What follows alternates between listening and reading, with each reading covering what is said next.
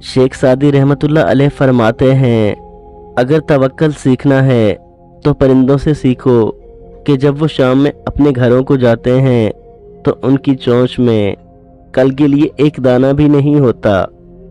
दुनिया में ऐसा कुछ भी नहीं जिस पर तुम्हारे पाक रब का इख्तियार ना हो।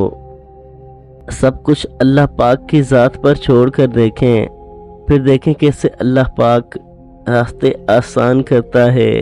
अपनी चाहत बस यही रखें जो अल्लाह पाक चाहे। अल्लाह पाक से गुफ्तगू की आदत हो जाए तो सजदा किए बगैर सुकून नहीं आता। यकीन ऐसा हो कि सामने समंदर हो और तुम कहो, नहीं मेरा पाक रब रास्ते बनाएगा। जो अल्लाह पाक पर यकीन रखते हैं, अल्लाह पाक उनके लिए वसीला बना ही देता है।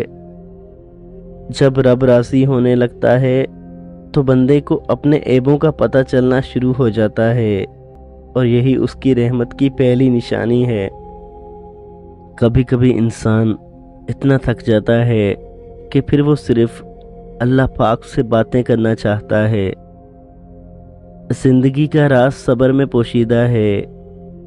इंसान को जितना लगाव रिज़्क से है, अगर इतना रिज़्क देने वाले से होता तो आज इंसान का मकाम फरिश्तों से बढ़कर होता।